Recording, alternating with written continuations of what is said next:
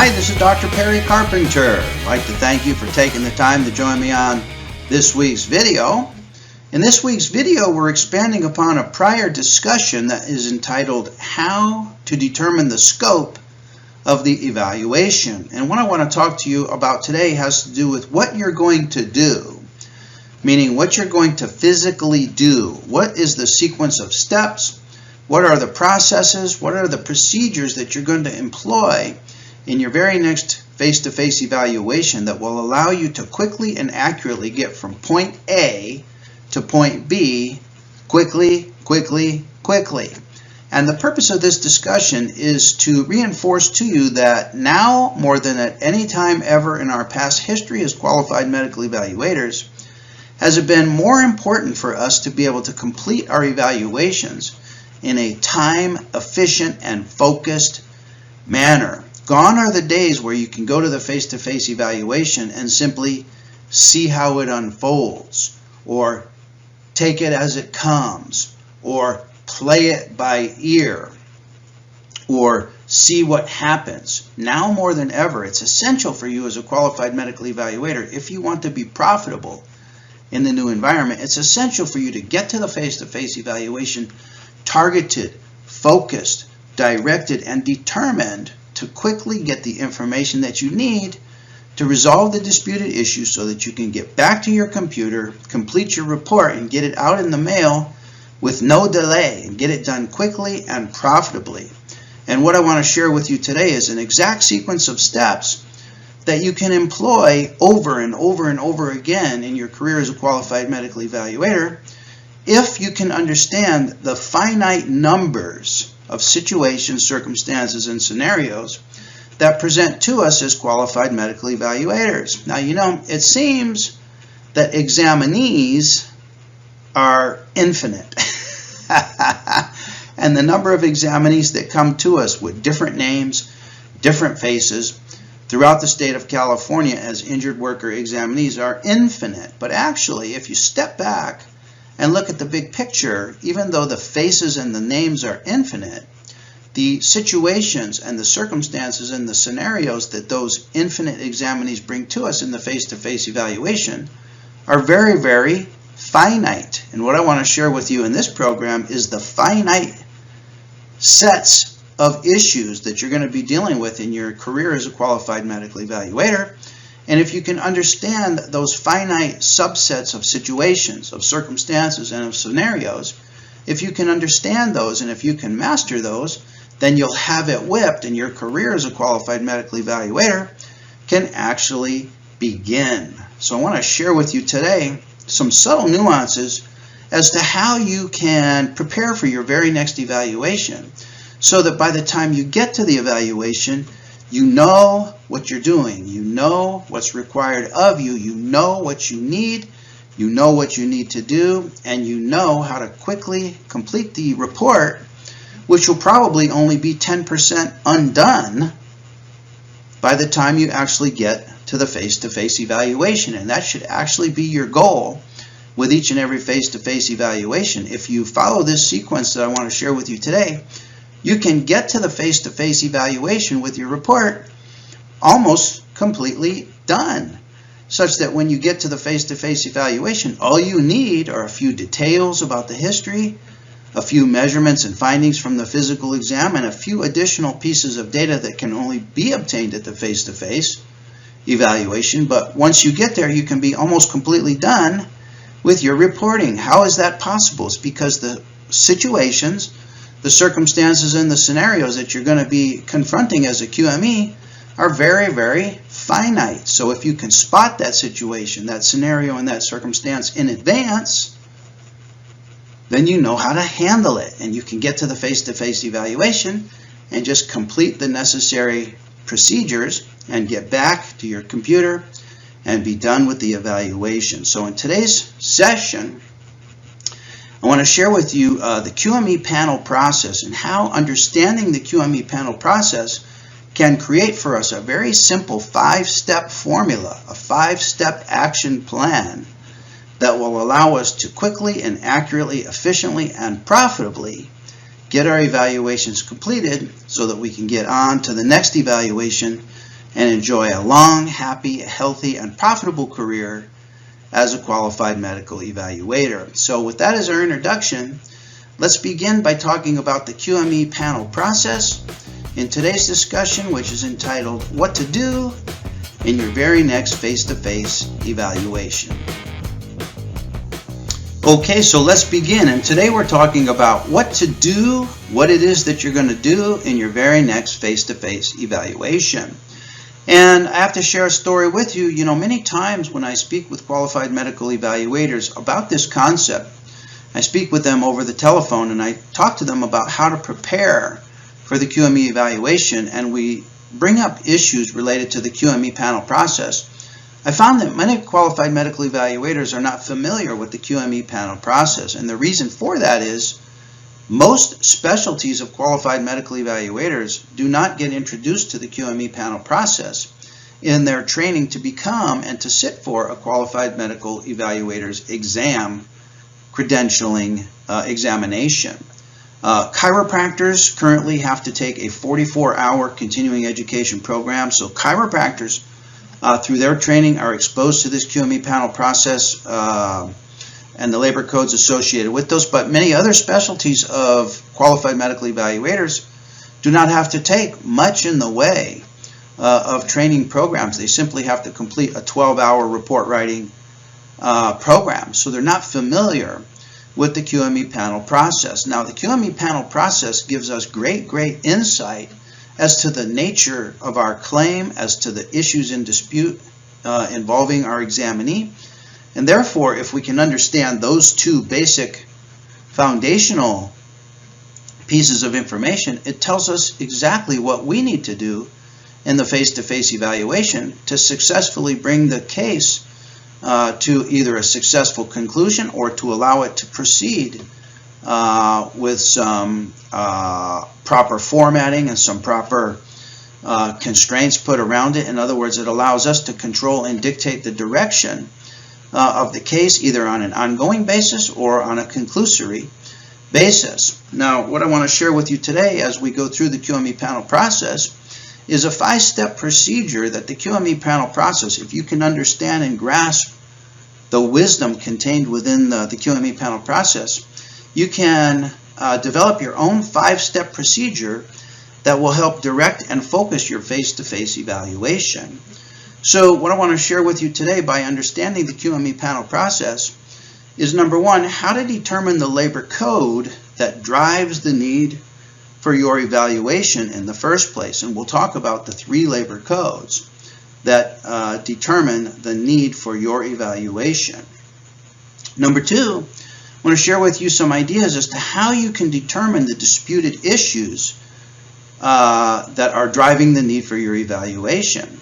Now, it's important for you to understand what are the disputed issues for which you're being called in to resolve. So that's important for you to understand.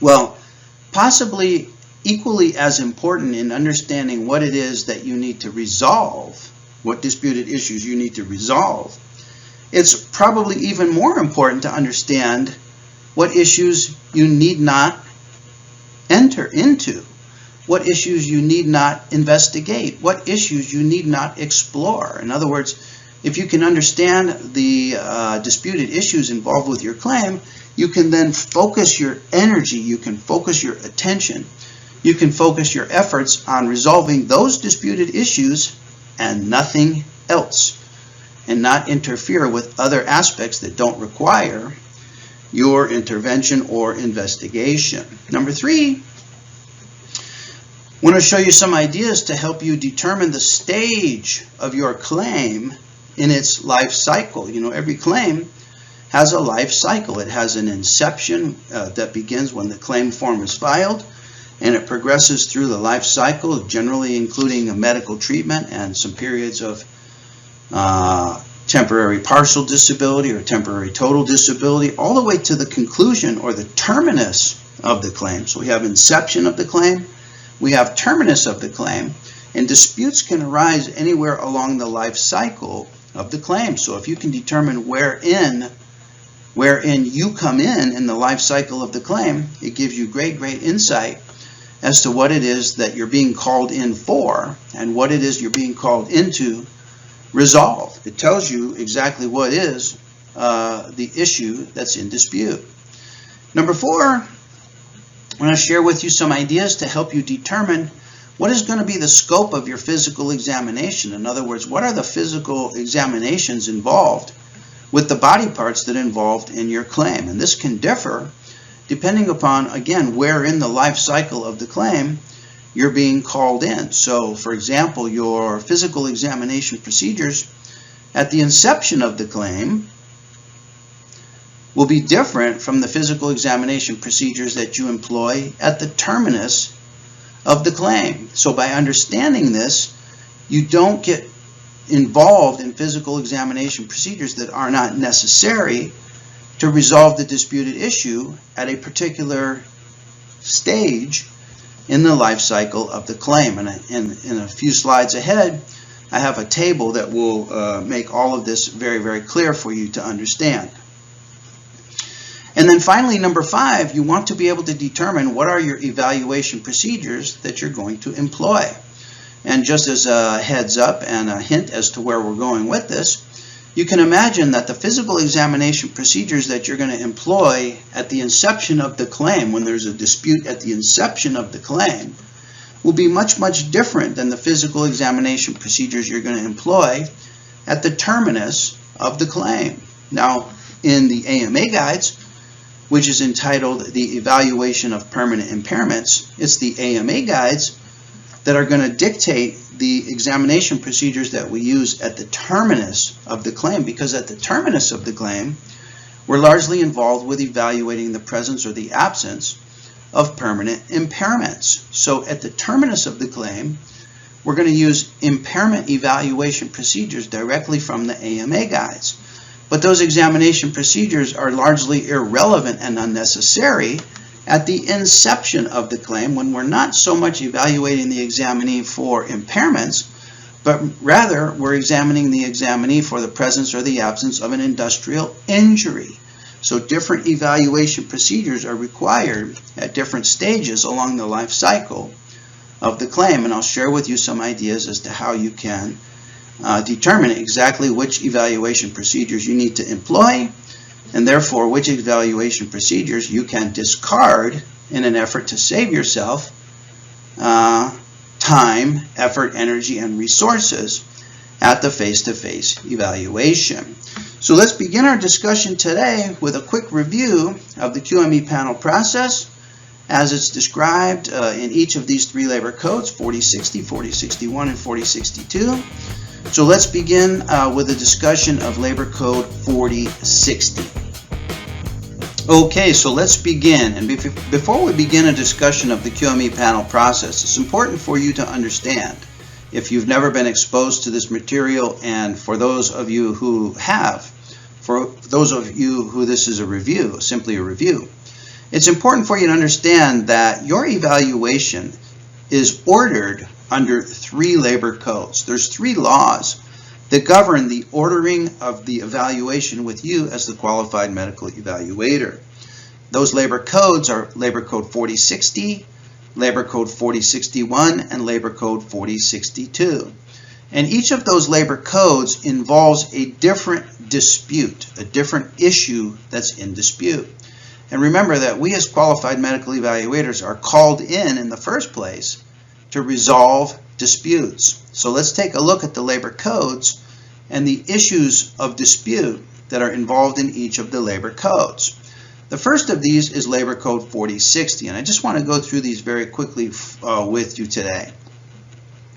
So Labor Code 4060 tells us that this section of the law, Labor Code 4060, shall apply to disputes over compensability of any injury.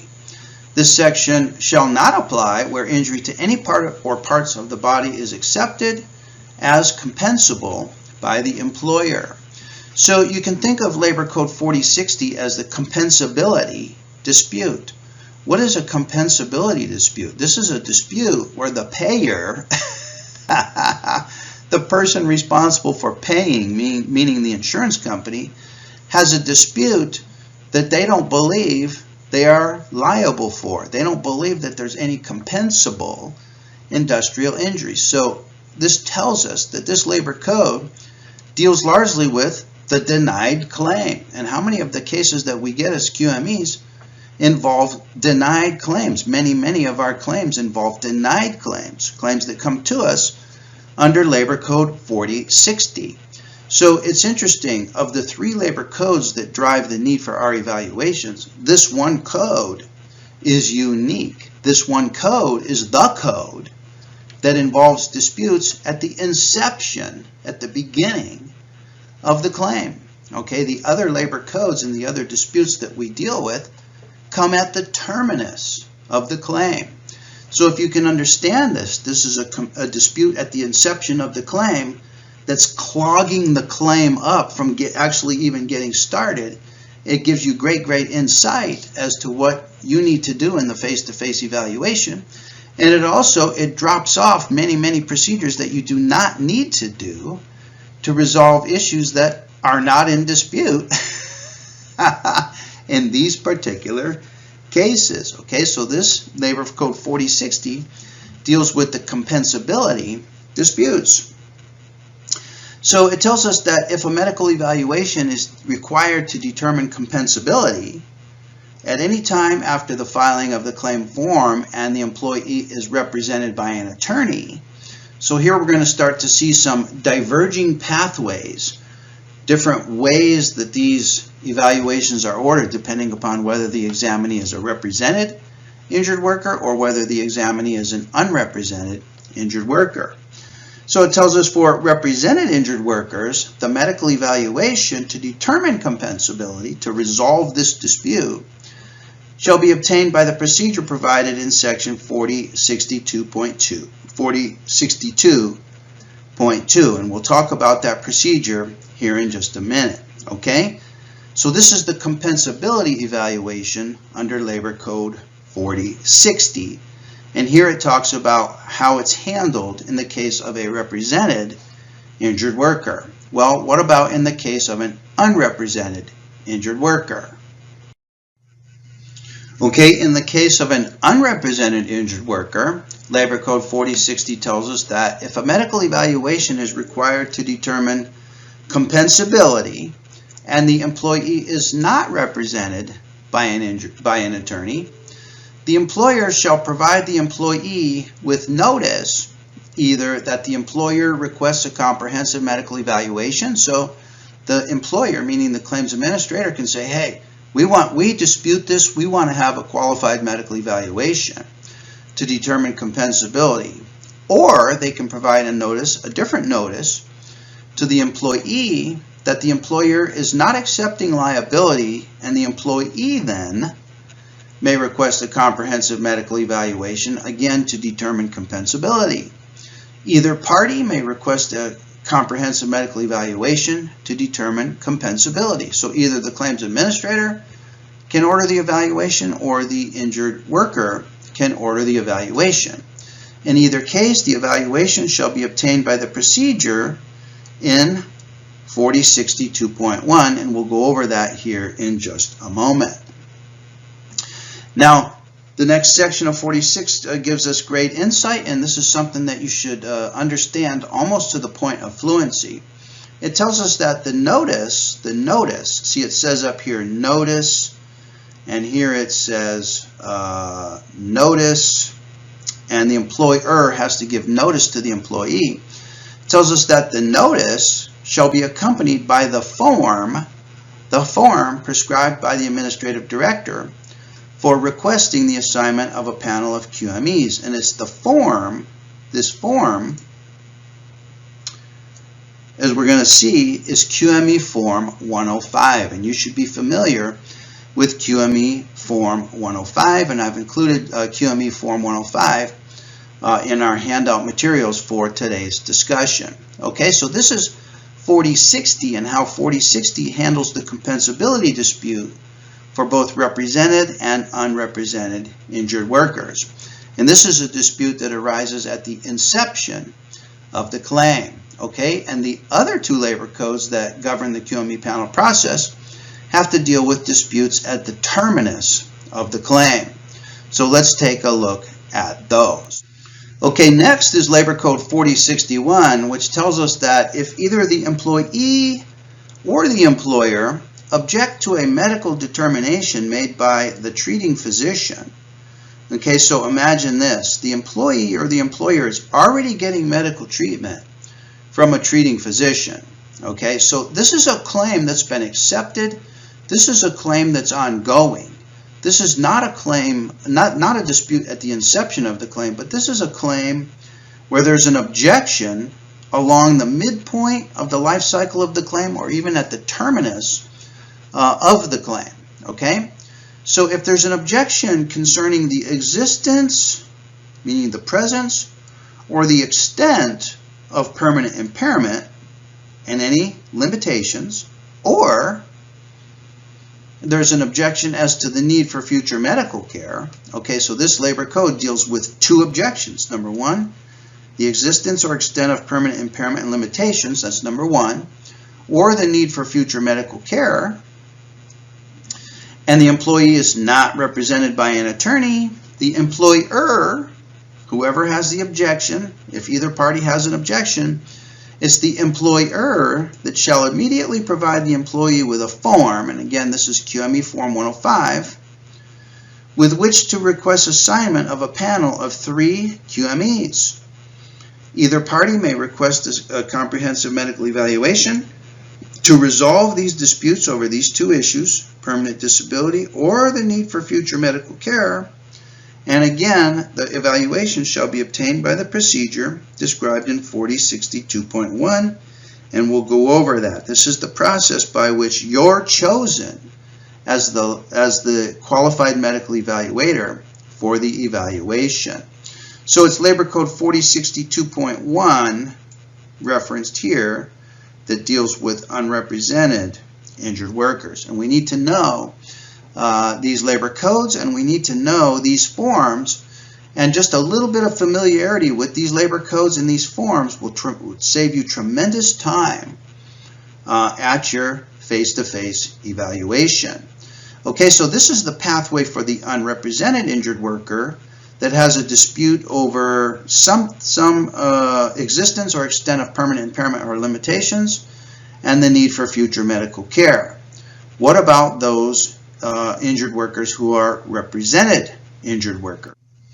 Okay, so represented injured workers and the pathway that represented injured workers take when there's a dispute over the extent and existence of permanent disability, that's number one dispute, and or there's a dispute, or I should say, and there's a dispute, or there's a dispute over the need for future medical care. In other words, the recommendation of the primary treating physician who's provided either a recommendation for future medical care or who's provided a recommendation that there's no need for medical care, and one or the other of the parties objects to this determination, and the employee or injured worker is represented, then the pathway is described in 4061B, which is here. 4061B. It tells us if either the employee or the employer objects to a medical determination made by the treating physician concerning the extent or existence of permanent impairment and limitations or the need for future medical care, and the employee now is represented by an attorney, a medical evaluation to determine or resolve this dispute shall be obtained as provided in section 4062.2. And when we get to 4062.2, you're going to recognize this procedure as you've been involved in this procedure many, many times. But I'm showing you here the background as to how it comes to that point in time where you are actually chosen as the evaluator for the case and for the evaluation. So again, in summary, it's Labor Code 4062.2 that deals with the represented injured workers. Okay? So here we have already so far two main classifications of disputes. We have the compensability dispute under Labor Code 4060 for both represented and unrepresented injured workers. And those disputes come at the inception of the claim. And then also we have disputes over permanent disability and or the need for future medical care again for represented and unrepresented injured workers. And again, this type of dispute comes much later, most likely at the terminus or close to the terminus of the claim. Okay? So those are two broad classifications of disputes. All other disputes, okay, those aren't the only disputes that can arise. All other disputes are handled under a different labor code, which is Labor Code 4062. So let's talk about Labor Code 4062.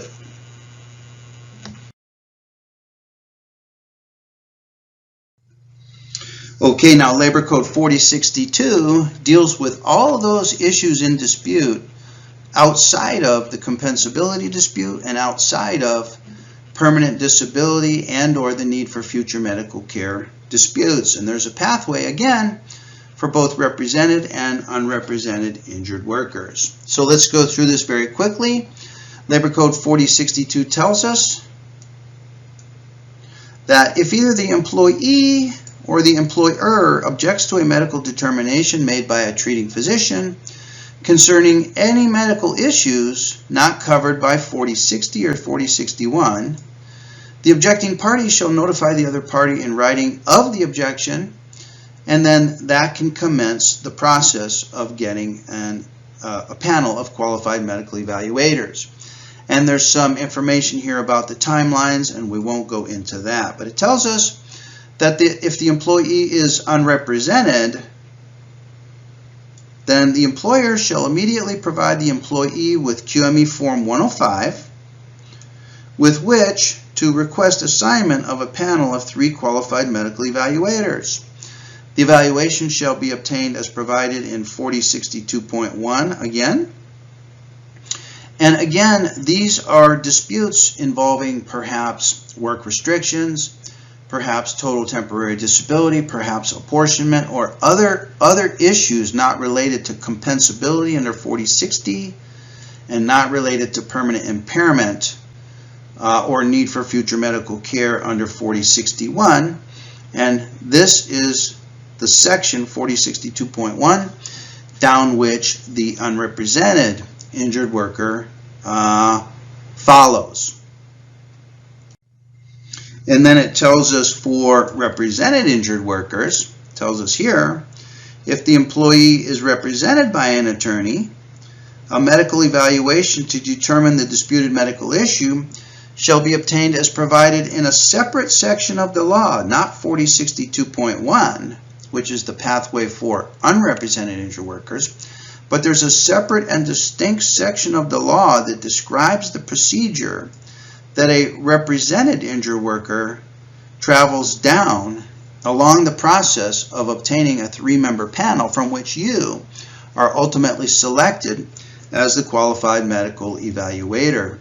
And again, this is completed through the completion of Form QME Form 106 and the process of obtaining a 3-member doctor panel, which contains your name, again is going to be described in Labor Code 4062.2.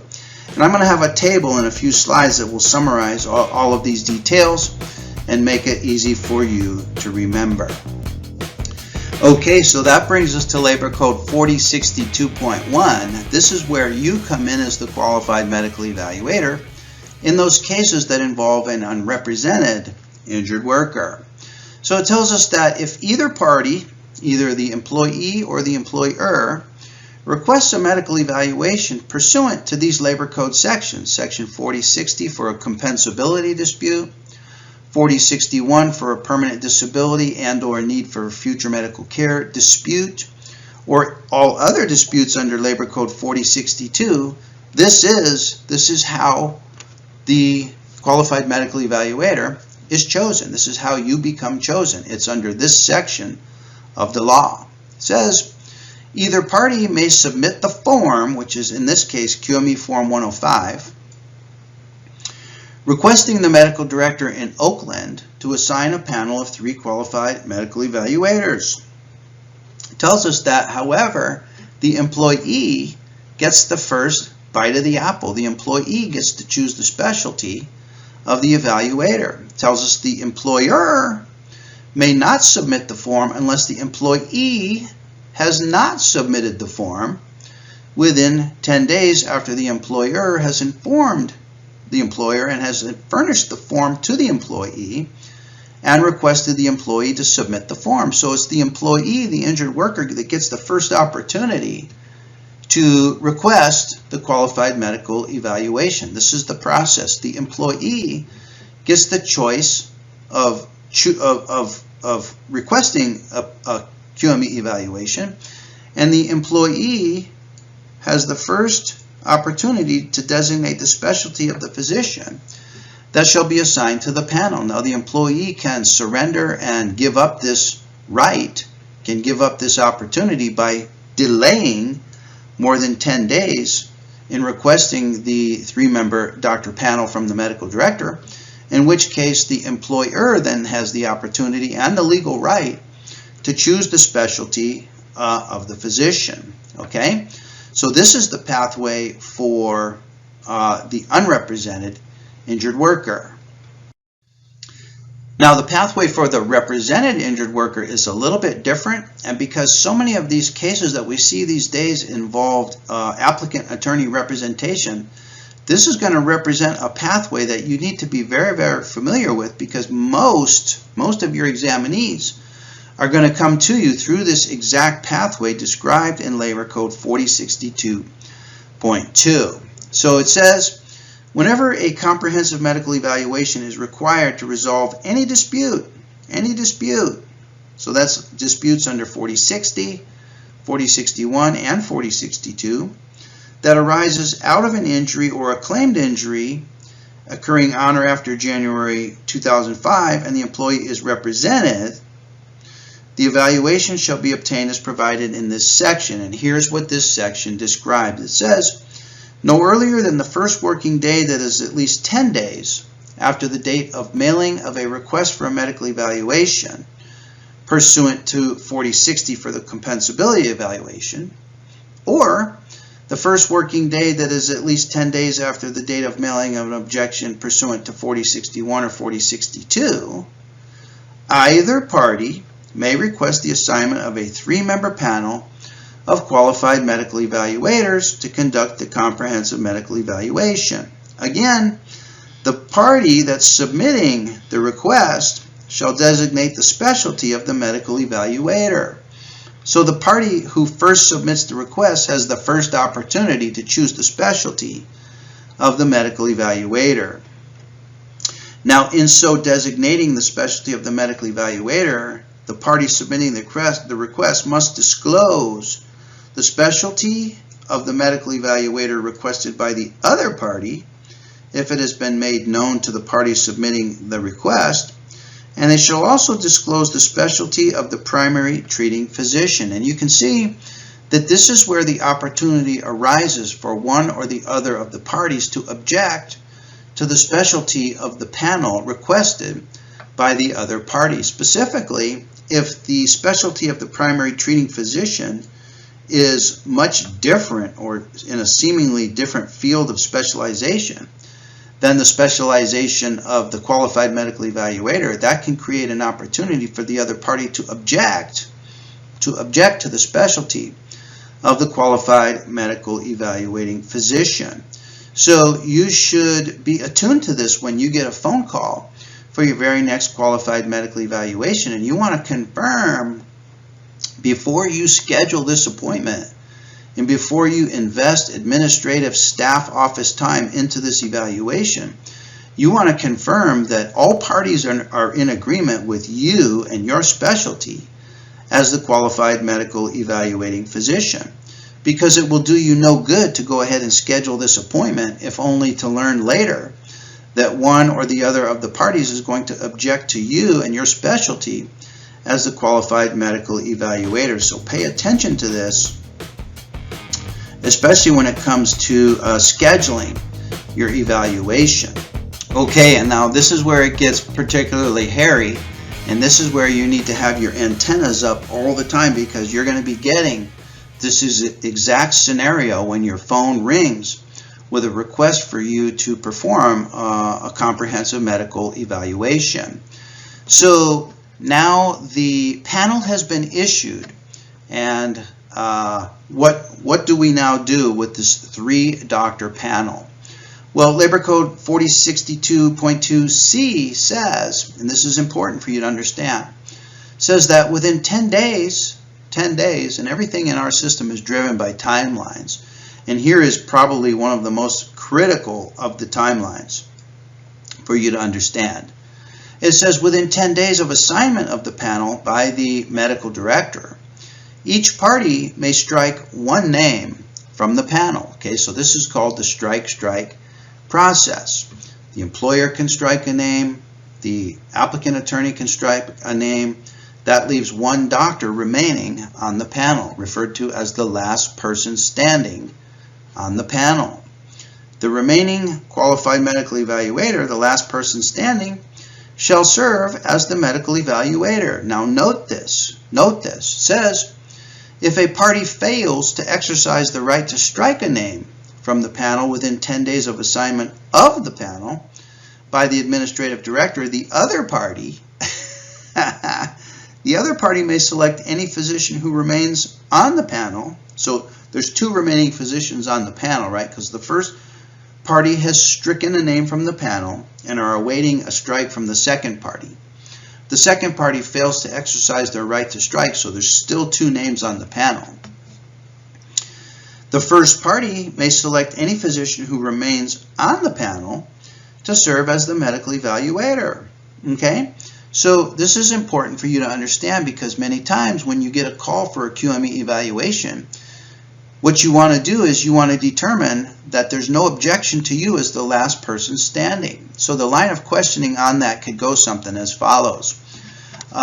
You get a call for an evaluation, and after you speak with the legal secretary or whoever's calling you, you may ask, so is Dr. Smith the last person remaining on the panel? Does Dr. Smith survive the strike process, correct? And the other party may say something to you that will alert you that there's a potential red flag to your accepting this appointment. The other party may say something like, well, we struck, but the other party did not strike, so we are choosing Dr. Smith as the evaluator. And I can tell you from experience that this is a red flag scenario. Now, even though here by law it tells us that the other party then gains the right to select any physician who remains on the panel, I can tell you as a practical matter, if you go ahead and schedule this evaluation and assume that you're the medical evaluator, there is the opportunity that the other party is going to object, and they'll say various things such as, well, we didn't know a panel was issued, or we never received a copy of the panel, or we're objecting to the specialty of the panel. In other words, my advices are that when there's a dispute and there's no clear evidence that both sides have exercised their opportunity to strike one name from the panel, you're accepting a case that has red flags associated with it, and there's the potential for you to proceed with that evaluation over the objection of one or the other of the parties, and there's a good potential that you could not be paid for that evaluation. So part of being an efficient and effective and profitable qualified medical evaluator is to ascertain these issues in advance and only schedule appointments for which neither party has any objection to you as the last person standing on the panel. If there is any objection to you as the last person standing on the panel, my suggestion is that you not schedule that appointment until such time as the parties can resolve that objection. And there's a good chance you'll get that case back in the future. It may be up into the future,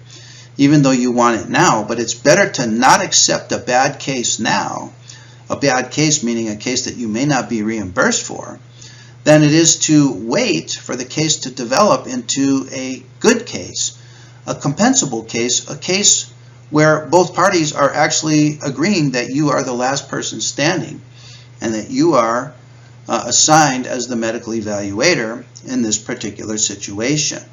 So those are my suggestions that have to do with those cases that come in where the parties are not clear that you are indeed the last person standing through the full exercise of the parties making their own independent strikes on the panel, and indeed leaving you, the medical evaluator, on the case. Okay?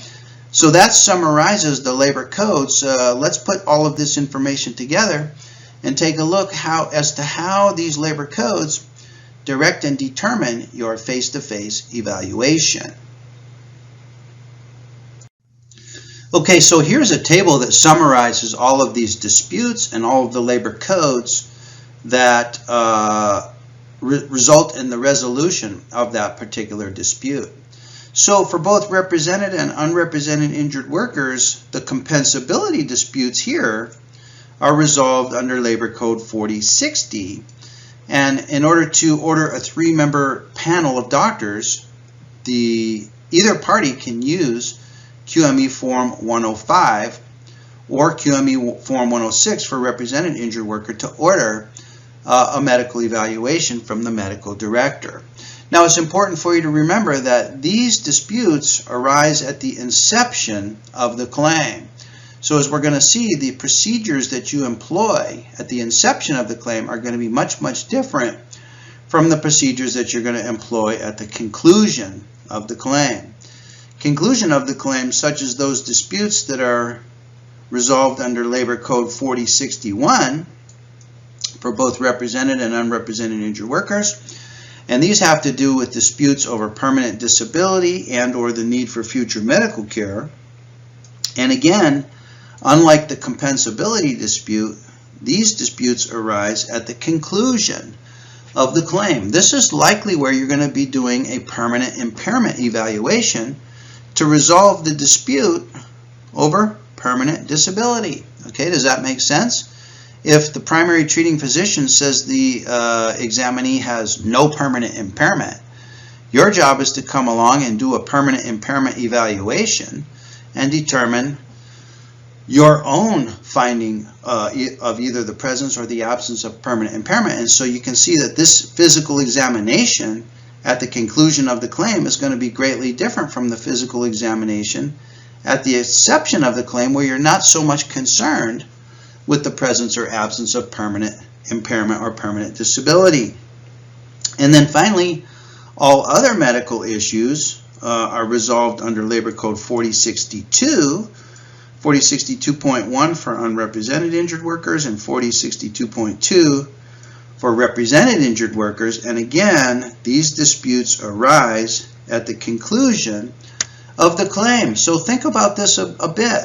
You know, at the inception of the claim, you're concerned with issues such as compensability, such as AOE, COE, industrial causation, whereas here at the conclusion of the claim, AOE, COE, and industrial causation has already been established. So the evaluation procedures are determined, directed, and dictated by where in the life cycle of the claim the dispute arises and under which labor code is driving the need for the evaluation. Okay, so let's develop our 5-step efficiency plan that will allow you to get in and out of the evaluation quickly, efficiently, accurately, and profitably.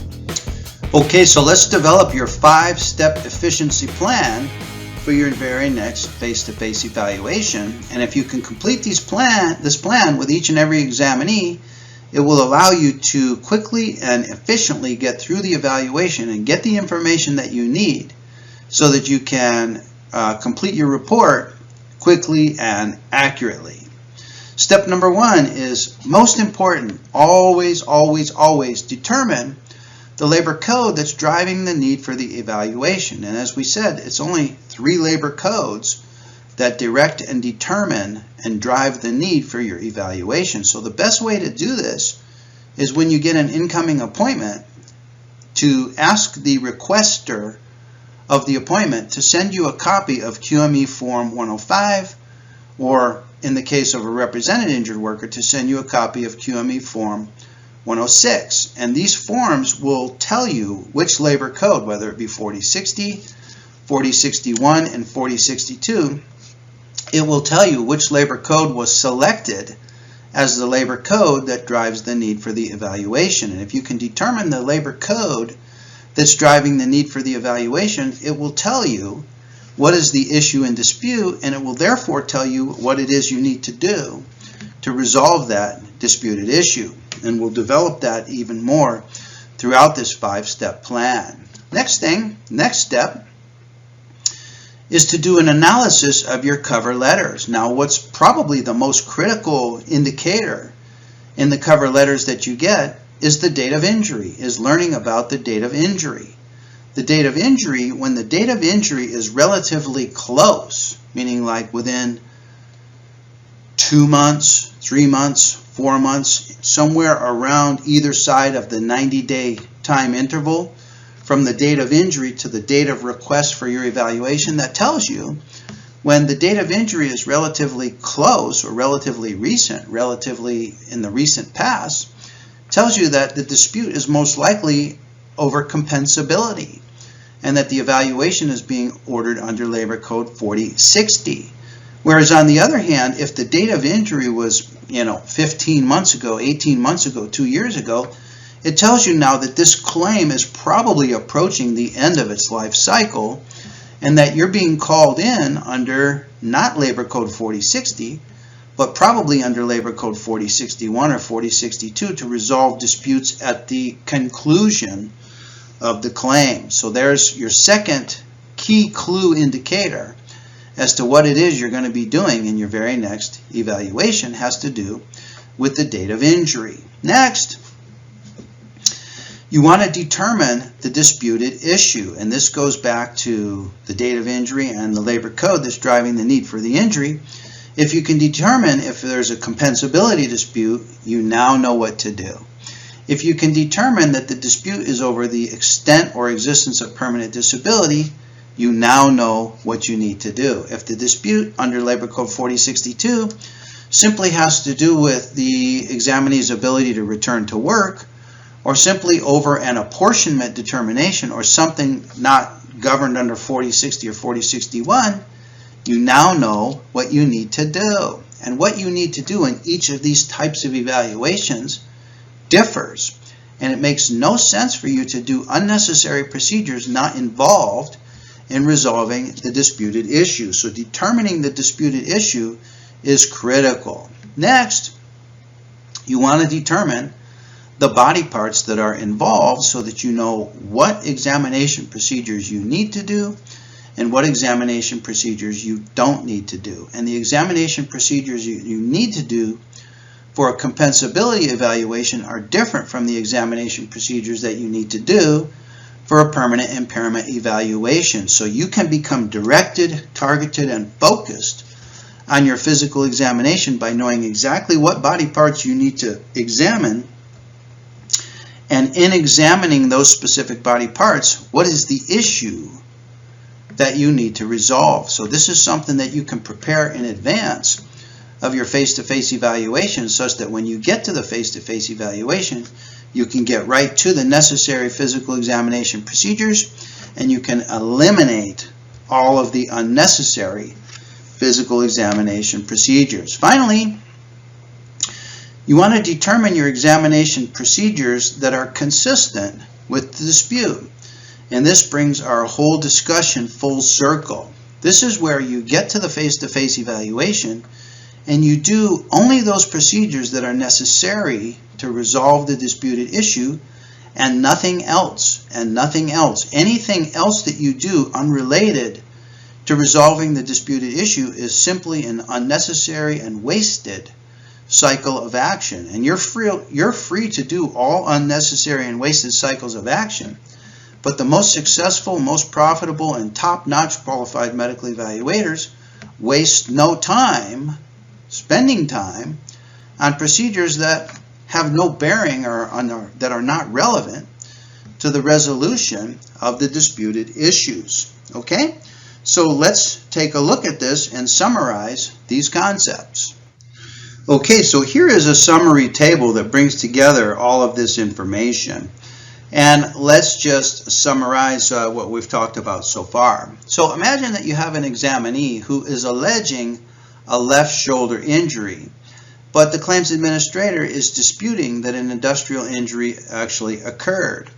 Well, this is an evaluation that's ordered under Labor Code 4060, and in your face-to-face evaluation, you're going to have a specific focus that your history and your interview is going to take with the examinee. It's going to be related to the mechanism of injury. This is where you're going to ask the examinee, tell me what happened, tell me how you injured yourself, and you're going to obtain great details about the mechanism of injury, such that when it comes time for you to provide your AOE and COE opinion, you have the necessary details so that you can quickly complete your report, especially your causation section of your report.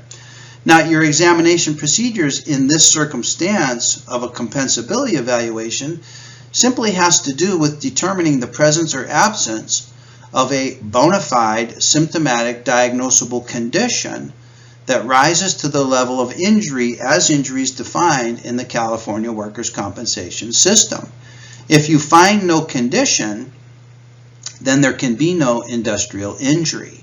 So you don't have to do a permanent impairment evaluation in the compensability evaluation. Your physical examination simply has to be necessary to determine the presence or absence of a condition that qualifies as an injury. Okay?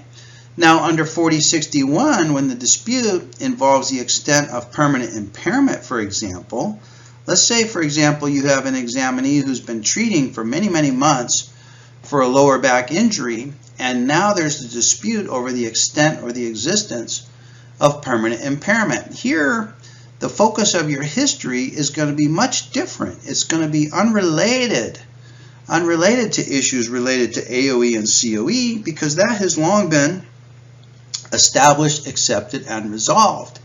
Now your history is going to focus on the medical treatment that they've received to date. What are their current symptoms? What are their limitations to activities of daily living? And it's these things that will help you arrive at an accurate permanent impairment rating. You're also going to want to focus on what is the relevant medical history, and this is what's going to help you arrive at your apportionment, approximate percentages, in those cases where you arrive at a permanent impairment finding. So for physical examination, your physical examination is to determine the extent of any permanent impairments. So the physical examination that you perform under these evaluations is much different than the physical examinations that you perform under the compensability evaluation. Finally, under Labor Code 4062, this deals with all other objections not related to permanent impairment and not related to compensability. Again, your history is going to focus on the relevant medical history in the case of, say, for example, an apportionment dispute. It's going to focus on the current symptoms. And again, here you're going to be doing a physical examination more in alignment with a permanent impairment evaluation so that you can provide your opinion and conclusion on all of these objections that come at the ending point, at the terminus of the claim. See, here's the inception of the claim. This is the terminus of the claim. So you're going to be dealing and focusing on issues relevant to the terminus of the claim, such as apportionment, such as the need for work restrictions, and such as the ability to return to work, etc. And it's going to be necessary for you to provide your opinion on the examinee's permanent impairment and the extent of those impairments. Okay, so the take-home message for you as the evaluator assigned to this case is to determine what it is here that you're going to be doing in the face-to-face evaluation in terms of your history and your physical examination. And all of what you do in the face-to-face evaluation is driven by the disputed issue and the labor code that's driving the need for your evaluation. So doctors, I hope this helps you. It's now more important than ever that we be extremely time efficient and miserly with our time in these evaluations. There simply is no time to spare, and if you're not meticulously and thoroughly prepared for each and every evaluation, you're going to find that your time begins to exceed that which is described or prescribed by the Division of Workers' Compensation in arriving at their new medical legal fee schedule. As you know, each of the medical legal billing codes has built into it a prescribed time allocation for us as qualified medical evaluators. And I can tell you from my own experience of being extremely focused on every minute of the face-to-face evaluation, simply meeting the DWC's objective and prescribed time requirements is a push, it's a run, it's a rush. You have to be extremely focused in order to simply meet the timeline recommendations of the Division of Workers' Compensation in completing these evaluations. You know, the Division of Workers' Compensation expects us to be extremely good at what we do, extremely efficient at what we do, and extremely competent at resolving disputed issues. And if we can rise to those high standards, we can remain profitable in this business of continuing to do qualified medical evaluations. So it's more important now than ever that you arrive to the face-to-face evaluation with all of the issues determined in advance, with the report completed, nearly 90% completed in advance, that you know all of your examination procedures that you're going to employ in advance, that you know the labor code that's driving the need for the evaluation in advance, that you know the body parts that you're going to examine and how you're going to examine those body parts in advance, so that when you get to the face-to-face evaluation, you can be focused and not waste anyone's time in the face-to-face evaluation, not the examinee's time, not the interpreter's time, and most importantly, none of your own time as well. So doctors, I hope this helps you. You know, we need to be profitable as qualified medical evaluators, and you deserve to be profitable for the hard work that you do. And these efficiency procedures that I've shared with you today will tell you exactly what you need to do in your very next face-to-face evaluation. So doctors, I want to thank you for your commitment to excellence. I want to thank you for your dedication to continuous learning. And I want to thank you for your ongoing service to California's injured workers. For now, this is Dr. Perry Carpenter wishing you best of success in your career as a qualified medical evaluator.